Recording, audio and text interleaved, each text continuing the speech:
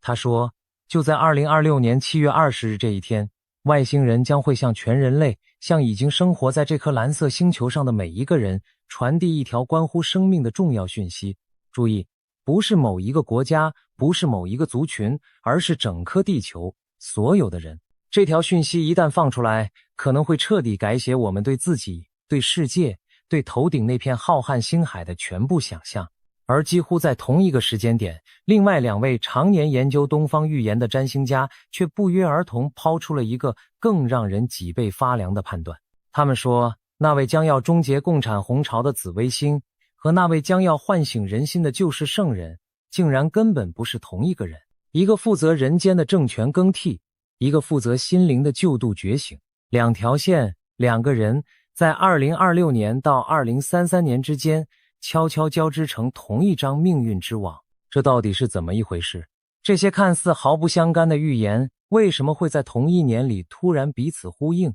如果你也曾在某個深夜望着新聞畫面裡那些動盪不安的場景，心裡隱隱覺得這個世界正在發生某種根本性的轉變，那麼接下來的內容或許會給你一個全新的角度。我們今天就把這幾條線一條一條慢慢拆開，再慢慢拼回去。先說這位日本靈媒，他的名字叫卡蘇米，在靈性圈子裡，他算是一位風格相當特別的傳訊者。他不太喜歡用那種模模糊糊、怎麼解讀都行的籠統說法，反而常常會直接爆出具體的日期、具體的場景、具體的人物。這種風格其實是很冒險的，因為含糊的預言永遠不會被證偽，無論發生什麼，事後總能自圓其說。而精確到某月某日的預言，一旦時間到了卻什麼都沒發生，就會被全世界拿着放大鏡來看笑話，名聲掃地。可卡蘇米偏偏選了這條最難走的路，把自己的信譽壓在了一個明確的日期上。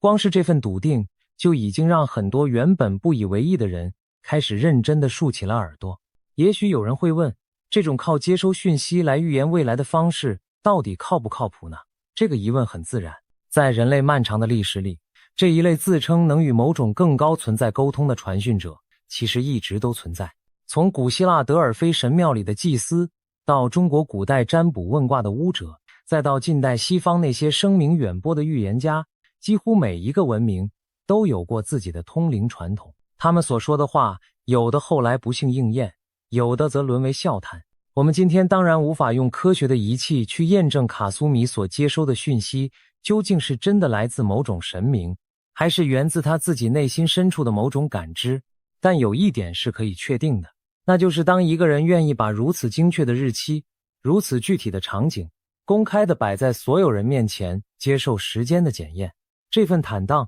本身就值得我們暫且放下成見，認真地聽一聽他到底說了什麼。事情是這樣開始的，在2026年6月1日的那一期節目當中，卡蘇米透露他接收到了一個訊息。他說，到了2026年7月20日，將會出現一位拯救世界的救世主，而且那一天並不只是這位救世主現身那麼簡單，他還會以一種世人比較容易理解，也比較容易接受的方式，對外發布一些非常重要的讯息。當時聽到這段話的人，大多數還是半信半疑。救世主這3個字實在太沉重，也太遙遠了，遠到我們幾乎覺得它只屬於古老的經書，屬於泛黃的傳說，怎麼可能會降臨在我們這個被手機、被網絡、被人工智慧填滿的現代世界呢？我們這些每天忙着擠地鐵、回訊息、看財報的現代人，早就習慣了把救世主這樣的字眼當成一種浪漫的比喻，而不是一個真實的預告。可是隨着日子一天一天逼近，卡蘇米又陸續接收到了和這個日期有關的最新內容。這一次他說的更直白，也更驚人了。他說，到了2026年7月20日，外星人將向整個世界，向已经生活在地球上的全體人類傳遞一條和生命有關的重要訊息。你聽，從一開始的救世主現身到後來的外星人傳訊，這2個畫面竟然在同一個日期上重疊在了一起。原本聽起來像是2件不相干的事，現在卻被同一條時間線緊緊地縫合在了一處。那麼問題就來了，外星人要向人類傳達訊息，難道不需要一個中間人嗎？我們和他們語言不通，思維不同，連對時間和空間的理解可能都完全不在一個維度上。如果沒有翻譯，沒有橋梁，那條訊息就算真的放出來了，我們聽得懂嗎？我們能理解嗎？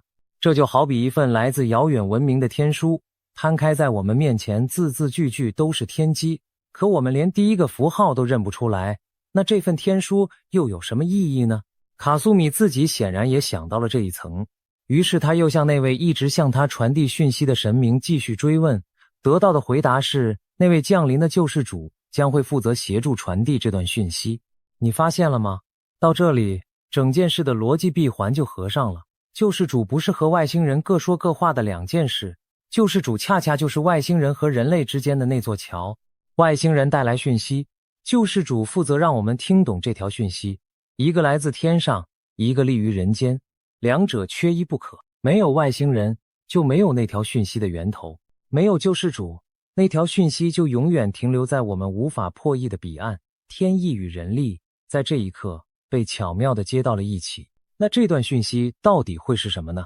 卡蘇米的說法是，就在那一天，7月20日，舊世界那一方會發布外星人的影像，然後外星人會在那裡傳達訊息。他特別把那個關鍵的日期又重複了一遍，2026年7月20日。注意他用的那個詞，舊世界。這是一個很耐人尋味的說法，仿佛在暗示7月20日之後將會有一個新世界誕生，而我們現在所熟悉的這一切，這個被金錢、被權力、被謊言層層包裹的世界，都將變成被翻過去的那一頁，被後人稱為舊世界。一個時代的句點和另一個時代的起點，可能就落在那一天。說到這條關乎生命的重要訊息，其實光是這幾個字就足以讓人浮想聯翩。一條和生命有關的訊息到底會是什麼呢？是關於我們從哪裡來，又要往哪裡去的終極答案嗎？是關於這顆星球、這個物種正面臨着某種我們尚未察覺的危機與轉機的警示嗎？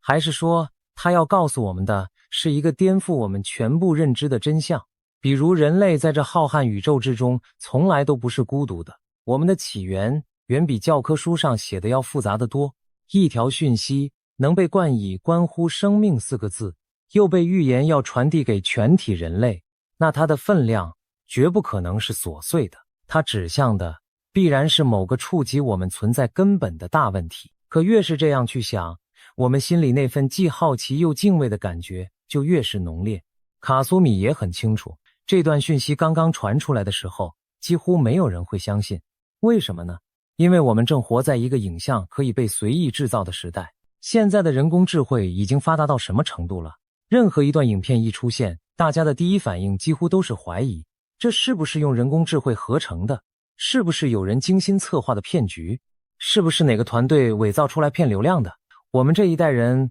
被無數真假難辨的影像反覆欺騙過，已經練就了一身的戒心，眼見早就不再為時。這其實是一個非常深刻也非常諷刺的時代困境。你想想看，就在短短幾年之前，我们还會本能地相信影片就是證據，照片就是真相。可是到了今天，技術已經強大到可以無中生有，可以讓任何一個人說出他從未說過的話，做出他從未做過的事。我們親眼看到的一切都可能是被精心捏造出來的幻象。於是一個荒謬的局面出現了，當造假的能力達到頂峰，真相反而陷入了前所未有的危機。哪怕一段100%真實的影像擺在我們面前，我們的第一反應也不再是相信，而是懷疑。我們失去的不只是對影像的信任，更是對真實本身的信任。可正是在這樣一個全民懷疑的時代背景之下，卡蘇米卻提出了一個近乎固執的判斷。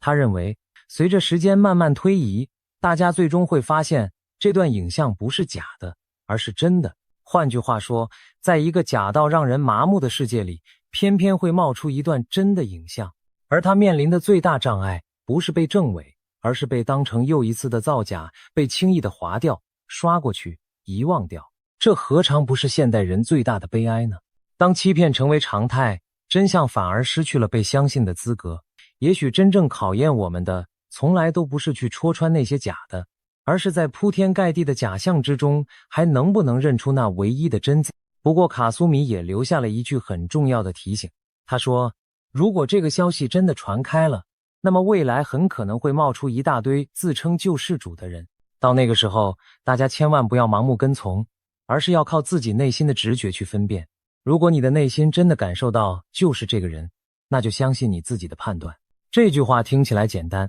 分量卻一點都不輕，因為他把最終的選擇權重新交回到了每一個普通人的手裡。沒有人能替你做決定，你必須自己去看，自己去感受，自己去承擔。在一個真假莫辨的時代，你內心深處那份最原始、最直接的感應，反而成了最後也是最可靠的那道防線。好，這就是卡蘇米這條線的全部內容。一個關於7月20日的日期，一段來自外星的訊息，一位充當橋樑的救世主，外加一句要我們學會分辨真偽的告誡。聽到這裡，你可能會覺得這已經夠懸了吧？但接下來這部分才是這次內容裡最讓人意想不到的轉折。因為另外2位研究東方預言的占星家告訴我們，這位降臨人間的角色恐怕不是一個人，而是2個人。第一位占星家名字叫歸元，長期關注預言的朋友對這個名字應該不會陌生。最近，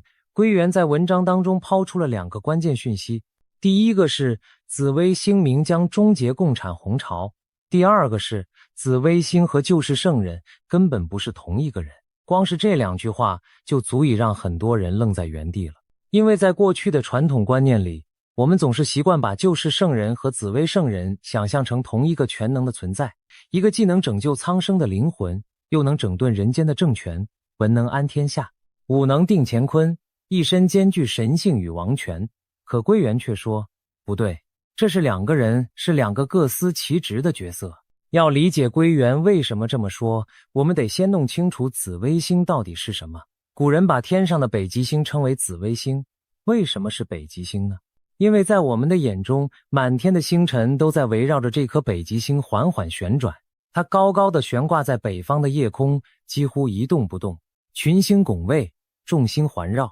在沒有指南針的遠古年代，那些在茫茫大海上航行的水手，正是靠着仰望這顆永恆不動的北極星來辨別方向，找到回家的路。所以在古代的星象學裡，紫微星象徵的就是正統，是天命，是王朝的更替。它就像天空的軸心，天地的居所，一切秩序的中心。古人甚至相信，北極星位置的細微變化，往往對應着人間大事發生的時間點。天上的星象一動，地上的格局就要跟着变。而歸元正是順着這個思路，做出了他最核心的判斷。他認為，在1949年，當共產黨在大陸建立政權，海峽兩岸從此分裂的那個時刻，天上的星象也跟着出現了一個耐人尋味的變化。代表正統與天命的紫微星和另外一顆代表非正統的孤星，竟然在那一刻同時出現了。在歸元的解讀裡，紫微星指向的是台灣，而那顆孤零零的孤星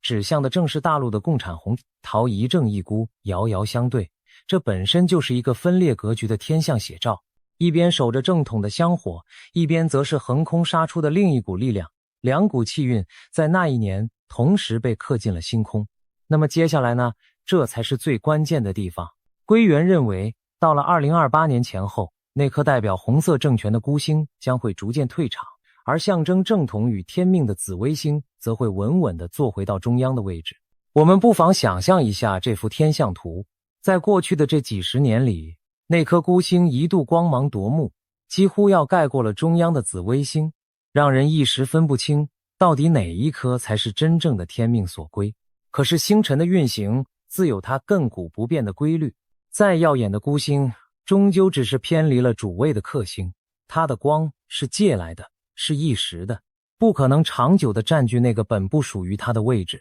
而那顆看似暗淡卻始終端坐中央的紫微星，才是這片星空真正的軸心。在歸元看來，這釋放出了一個極其強烈的信號，紅色政權的氣數正在走到盡頭，而代表天命與正統的力量正在一點一點地重新增強。所以他大膽推斷，2028年到2029年很可能會成為一個關鍵的節點，一個共產政權解體、紫微星出世的關鍵節點。星空裡那場無聲的此消彼長，或許正預示着人間即將到來的天翻地覆。不過歸元也沒有把話說得太簡單，他認為這個過程不會是一夜之間完成的。在2028年到2033年這幾年之間，中國很可能會經歷一段相當動盪、相當混亂的時期。舊的秩序崩塌之後，新的秩序還沒有立刻建立起來，各地或許會出現幾年各自為政的局面，群雄并起，分崩離析。歷史上每一次大一統王朝的崩潰，幾乎都伴隨着這樣一段陣痛期。秦末如此，漢末如此，唐末也是如此。但是歸元相信，這種混亂只是過渡，並不是終點，因為最終所有這些散落的碎片都會被那位紫微星重新整合在一起，中國也會重新走向統一，分久必合。這是中國歷史一遍又一遍上演的劇本。聽到這裡，你心裡一定會冒出一個問題，那麼這位最終要把整個中國重新整合起來的紫微星到底會是一個怎樣的人物呢？而這恰恰就引出了歸元這次文章裡最特別也最顛覆我們傳統認知的新觀點。他說，在現代社會，政治和精神其實已經分家了。我們不妨回頭看看古代，在古代，皇帝既是政治上的最高統治者，往往同時也被視為天命的承载者，是溝通天地的那個人。天子這兩個字本身就是天的兒子的意思，祭天、封禅都是皇帝一個人的特權，政教不分，王權與神權緊緊地捆綁在同一個人身上。可是到了現代，這兩者早就被徹底分開了，政治歸政治，信仰歸信仰，再也沒有哪一個凡人能同時壟斷世俗的權力和精神的權威。所以歸元才說，紫微星和我們所熟悉的救世聖人根本就不是同一個人。歸元進一步解釋說，救世聖人是精神層面的引路人，他的使命是喚醒沉睡的人心，是救度迷茫的世人。他關注的是靈魂，是道德，是每一個人內在的覺醒。而紫微星則是未來中國政治上的領導者，他來自民間，並非什麼權貴的後代。他最終的使命是帶領中國擺脫共產專制，走向一套全新的制度。你看，一個向內，一個向外，一個處理心靈，一個處理政權，一個是燈塔照亮人心，一個是舵手駕馭航向。兩個人，兩條路，卻在同一個時代裡並肩而行。一個負責讓人們重新找回失落的信仰與良知，一個負責讓這片土地重新建立起公正與秩序。缺了哪一個，這場巨大的轉變恐怕都不會圓滿。仔細想想，歸元這個兩個人的判斷其實藏着一份很深的智慧。為什麼一場真正徹底的轉變需要兩個人、兩股力量同時出現呢？因為人類社會的問題從來都不只是制度層面的，更是人心層面的。你光換掉一個壞的制度，建立一套新的規則，如果人心依然冷漠，依然麻木，依然充滿了仇恨與貪婪，那麼新的制度遲早也會被腐蝕、被扭曲，最後又走回老路。歷史上多少次轟轟烈烈的革命，推翻了舊的壓迫者，自己卻又變成了新的壓迫者。正是因為只改了制度，沒有改人心，所以才需要那位救世聖人先去喚醒人心，去重建道德與良知的根基。人心若是覺醒了、正了、善了，那麼那位紫微聖人所建立的新制度才能真正的扎下根來，長成參天大樹。一個負責播下良善的種子，一個負責搭建生長的框架，兩者相輔相成，缺一不可。這或許正是為什麼上天要安排兩位角色在同一個時代裡，一前一後，一內一外，共同完成這場偉大的工程。如果只是歸元一個人這麼說，我們或許還可以把它當成一家之言。但有意思的是，幾乎在同一時間，另外一位研究命理的學者也獨立地觸碰到了同一個主題，他就是命理學博主吉利小師妹。不過他在節目裡把紫微星稱為紫微聖人。這一次，吉利小師妹乾脆動用了周易八卦，正面回答了三個大家最關心的問題。第一，紫微聖人究竟是男是女？第二，傳說中的紫微聖人到底是不是真實存在的？第三，他又會在什麼時候出來拯救中国？三個問題每一個都直指核心，也每一個都是世人爭論了無數年卻始終沒有答案的謎團。我們先看第一個問題，紫微聖人到底是男是女？吉利小師妹用的是六爻铜錢卦來起卦，她爻出來的是周易裡的雷天大壯這一卦。雷天大壯在易經的64卦當中是陽氣極其旺盛的一卦。你光看這個卦名就能感受到那股氣勢，雷在天上隆隆作響，那是一種勢不可擋、剛健向上的力量，是天地之間最雄渾的聲音。按照傳統的義理，陽為男，陰為女，所以從這個卦象來看，這位紫微聖人基本上就是一位帶着陽剛之氣的男性，一股堂堂正正、蓄勢待發的男子氣概已經透過卦象隱隱顯現了出来。那麼這位紫微聖人究竟是誰呢？吉利小師妹把卦象和一部極其重要的古代寓言結合在了一起，那就是《推背圖》的第47象。說到《推背圖》，那可是唐朝的2位高人袁天罡和李淳風所留下的奇書。據說裡頭一項一項的預言了往後1000多年的天下大事，準確的令人脊背發涼。從唐朝的興衰，到5代10國的更迭，再到宋元明清的輪替，許多後人翻看的時候，都會被那種精準對應嚇出一身冷汗。而吉利小師妹之所以鎖定第47象，是因為這一項裡頭有一句話幾乎把紫微聖人出現的標誌講得明明白白，那句話就是演武修文，紫微星明。我們來仔細品一品這8個字。演武修文，意思是停止武力征伐，轉而振興文化教育。這個詞可不是隨便說說的，它出自上古的經典《尚書》。當年商紂王暴虐無道，周武王起兵反抗，終於推翻了商朝，建立了周朝。而戰爭一結束，周武王做的第一件事就是下令停止軍備，把打仗時徵用的牛馬統統放歸山野，提倡文教，與民休息。演武修文這個成語就是從這個典故來的。所以你看，當推背圖用演武修文來形容這位紫微聖人的時候，他其實是在告訴我們，這個人奪取天下靠的根本不是金戈鐵馬，不是帶兵打仗，他靠的是智慧，是道德，是文明的秩序。在一個習慣了用拳頭說話的世界裡，他偏偏選擇用文明來征服，這本身就是一種極為罕見的力量。而後半句紫微星明就更直接了。紫微星前面我們說過，那就是地星，就是北极星。紫微星明意思就是地星高懸，光芒大放，預示着有一位明君即將出世。吉利小師妹由此判斷，這位紫微聖人不是那種靠暴力和陰謀爬上高位的梟雄，而是一位要用開明的思想去重建天下秩序的人。他要贏的不是一場戰爭，而是人心，是整個世界的信任。一場真正深刻的变革，從來都不是靠武力強行壓服的，而是靠讓千千萬萬的人從心底裡認同，從靈魂裡覺醒。關於這一項，還有一位歷史上極其著名的點評人不得不提，他就是明末清初的大才子金聖嘆。金聖嘆在點評推背圖第47象的時候，給出了極高的評價。他說，這一象有賢君下士，豪傑來歸之兆，意思是這位賢明的君主能夠禮賢下士，放下身段去招攬人才，於是天下的豪傑紛紛前來歸附。更妙的是後面那句地不居德，王不居功，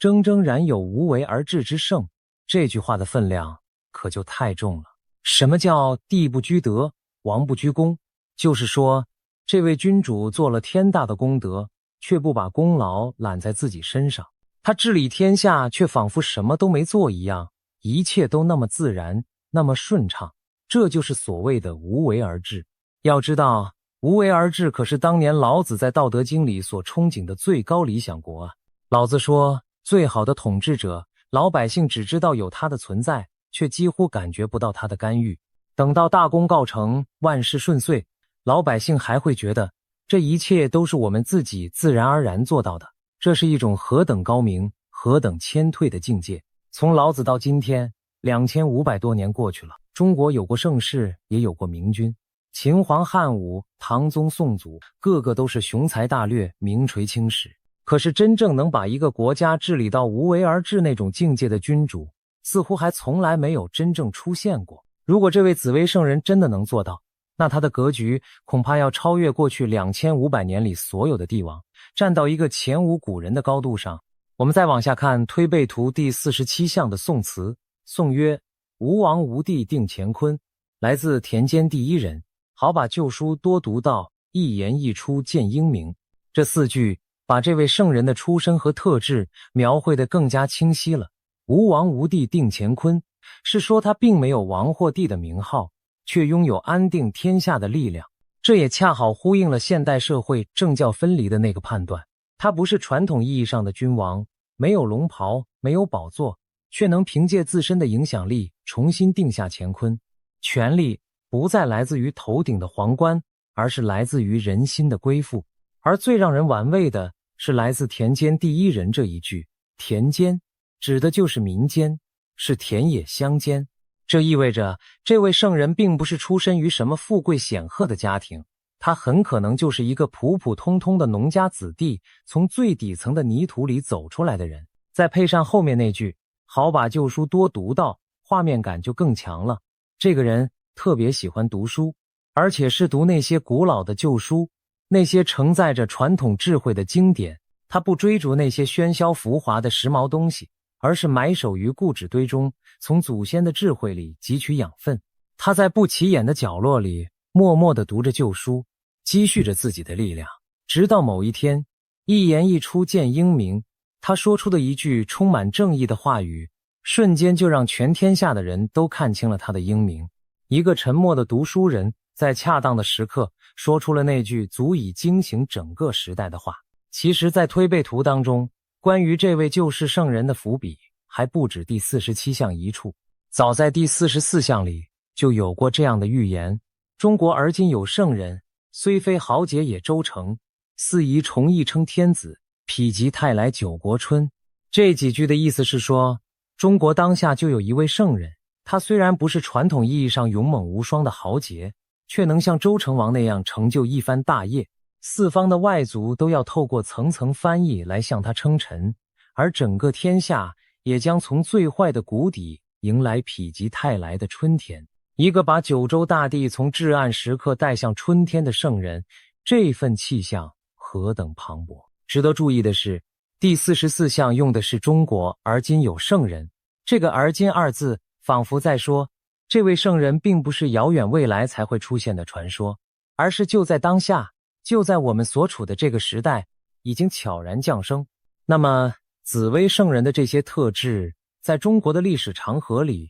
有沒有可以對照的先例呢？吉利小師妹提到，其實每當亂世走到最後的盡頭，往往都會橫空出世一位紫微星一般的人物，來終結這場紛爭，重新開創一個新的局面。他舉了3個例子。第一個是推翻王莽重建大漢的光武帝劉秀。在王莽篡漢、天下大亂、烽煙四起的年代，劉秀以一介布衣之身崛起。傳說在昆陽之戰當中，他以區區數千兵馬迎戰王莽多達數十萬的大軍，最終竟然奇蹟般的以少勝多，扭轉了整個天下的命運。他最終掃平群雄，再造了一個延續近200年的東漢王朝。第二個例子是三顧茅廬、以仁義立身的漢昭烈帝劉備。劉備早年知習范閭，出身寒微，幾乎一無所有。可他憑着一份仁德與堅韌，3次親自登門去請諸葛亮出山。寒冬臘月，風雪交加，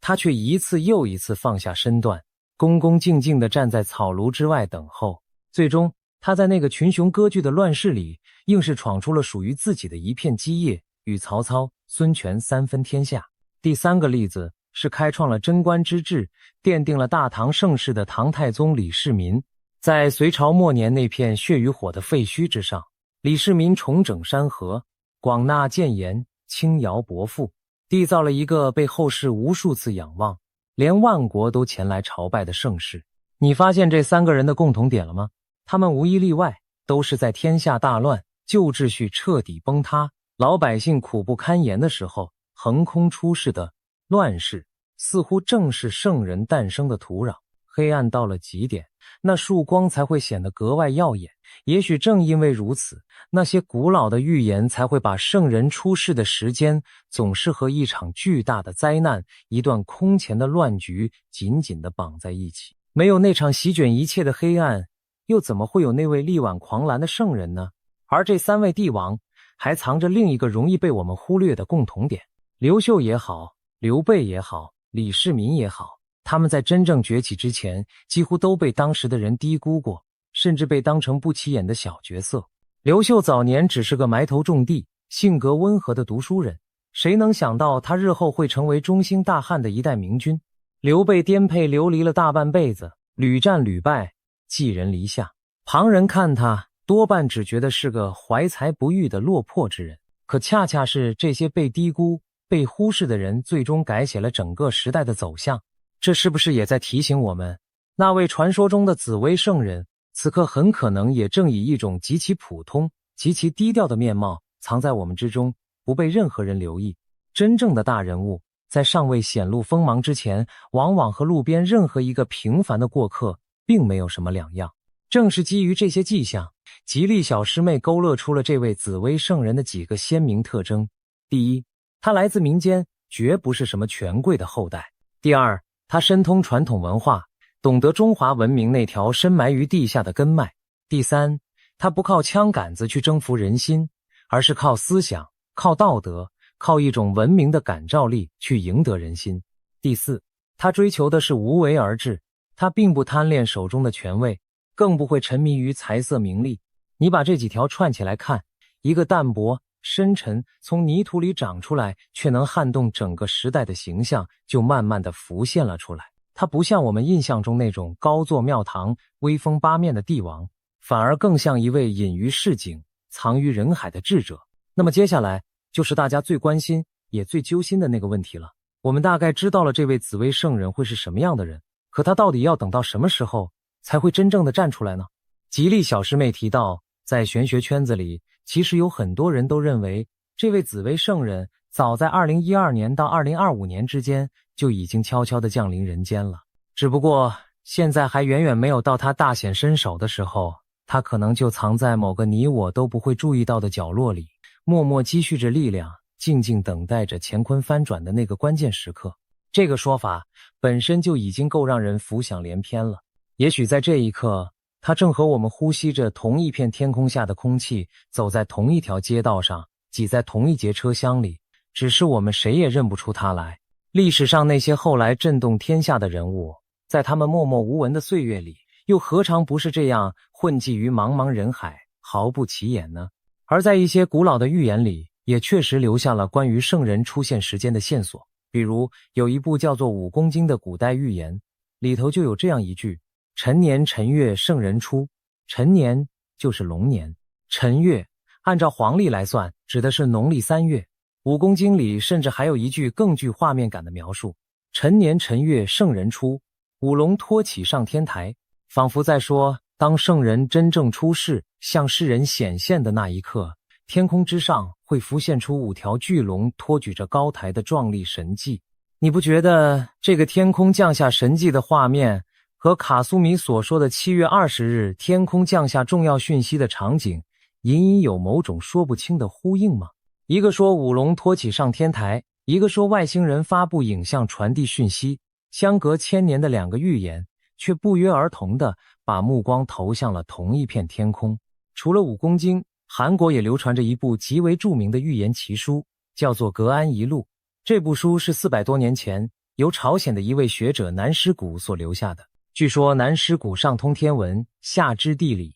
有未卜先知的本事，被後人尊稱為東海的康節，也就是寫下梅花詩的那位宋代奇人邵雍的等級。有人解讀說，《格安遺錄》當中暗示，這位紫微星可能會在2024年到2025年之間開始嶄露頭角，而他影響力真正的黃金時期，則落在2025年到2034年這10年之間。你算一算，現在正是2026年，恰好就落在這段黃金時期的開端。也就是說，按照這個推算，這位紫微聖人此刻很可能就已經在我們的身邊了。那麼，那個真正翻天覆地的關鍵時刻又會是什麼時候呢？吉利小師妹根據卦象判斷，恐怕還要再等一等，要等到一個叫做子水生旺的時機。這個說法聽起來有點專業，我們把它翻成大白話：子水生旺。簡單來說，就是水氣最旺盛的時候，也就是民意和資訊流動的最洶湧、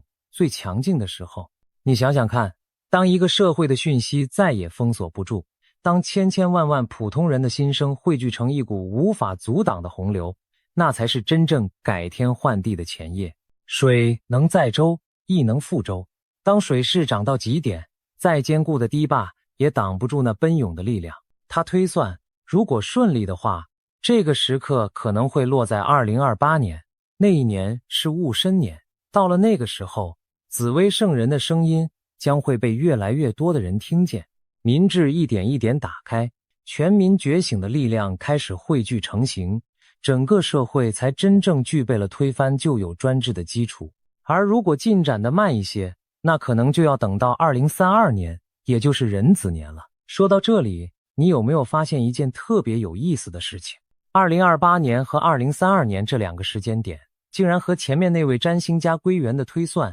幾乎完全對上了。2個人用着2套完全不同的方法，一個看星象，一個搖銅錢，最後卻在時間點上不謀而合。這究竟是巧合，還是某種隱藏在數字背後的天機？我們把這幾條原本毫不相干的線索擺在一起看。歸元從天上的紫微星象推算，認為2028年到2033年是共產政權解體、紫微星出世的關鍵窗口。吉利小師妹從周易卦象推算，認為紫微聖人大顯身手的時刻，最快2028年，最慢2032年。古老的武功經說，辰年辰月聖人出。韓國的格安一路說，2025年到2034年是黃金時期，而日本的卡蘇米則說，2026年7月20日將有救世主與外星訊息一同降臨。你看，這些來自不同國家、不同文化、不同流派，運用着完全不同方法的預言者，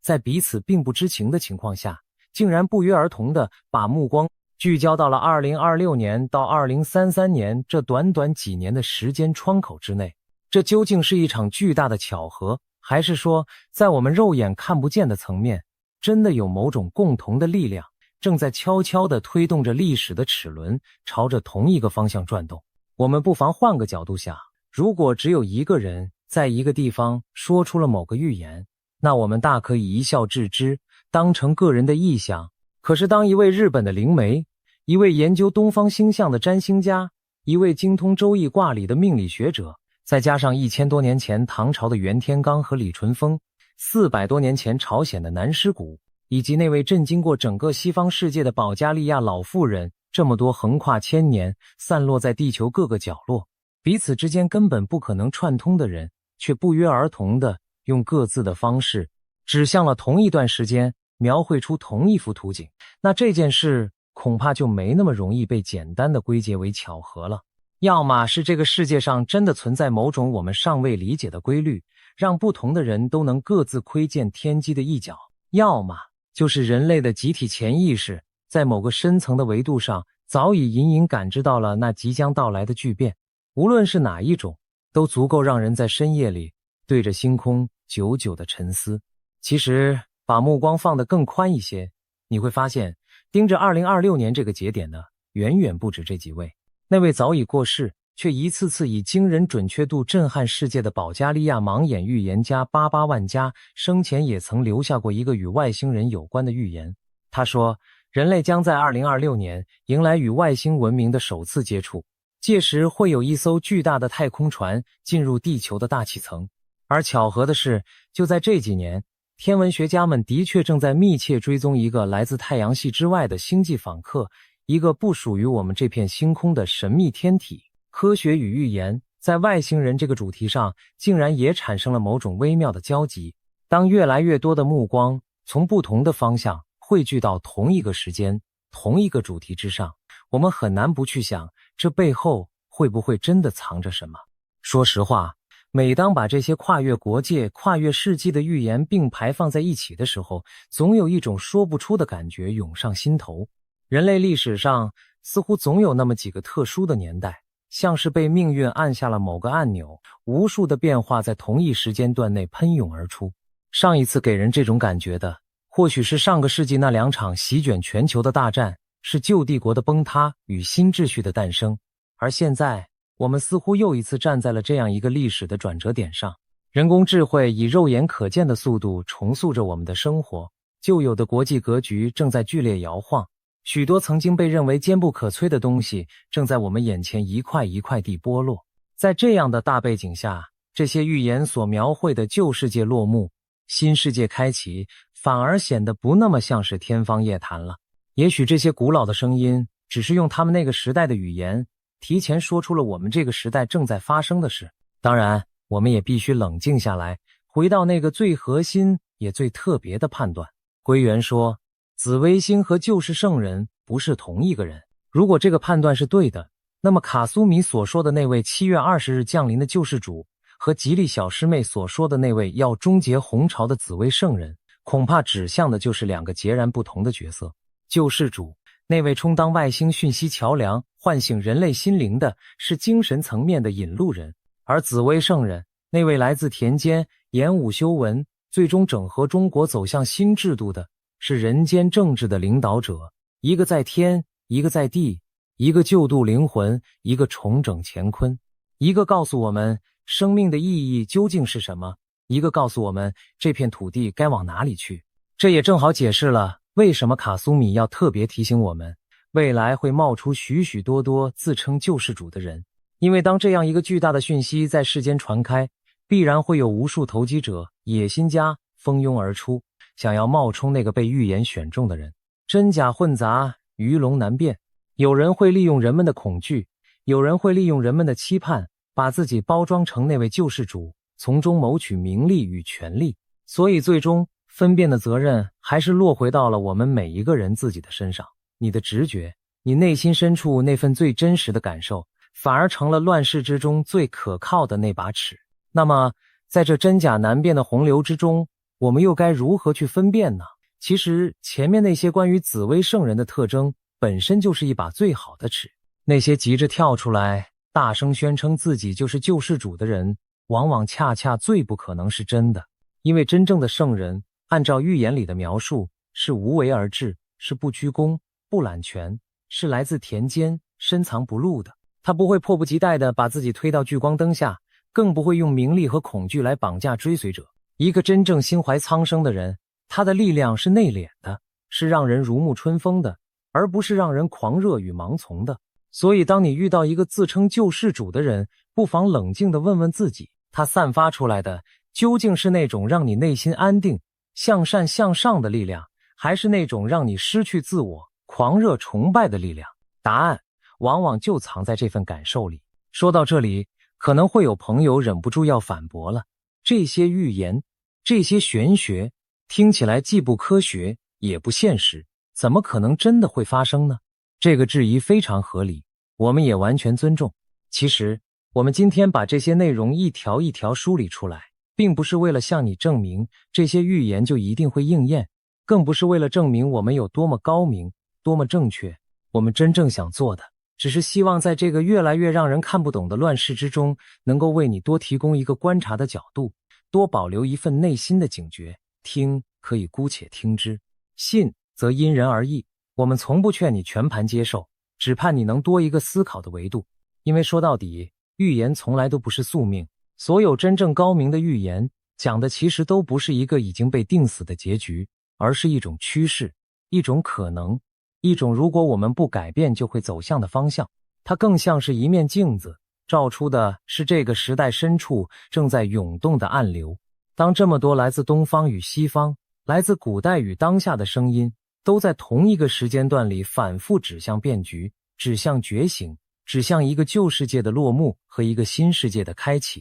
那麼無論你信還是不信，這件事本身就已經值得我們停下腳步，認真的想一想了。2026年7月20日，這一天究竟會不會如卡蘇米所說的那樣，出現那段被很多人當成假貨的真實影像，我們不知道。2028年到2033年之間，那位來自田間的紫微聖人會不會真的走到台前，我們也不知道。預言終究是預言，它可能應驗，也可能落空，這本就是它的宿命。但有一件事是我們此刻就可以做到的，那就是讓自己的內心保持清醒，保持善良，保持那份在喧囂之中依然能夠分辨真偽的能力。因為無論未來的劇本是怎樣寫的，無論天上的星象如何流轉，無論那位降臨的是一個人還是兩個人，真正能在關鍵時刻保全自己、照亮自己的，從來都不是任何外在的救世主，而是我們自己心裡那盞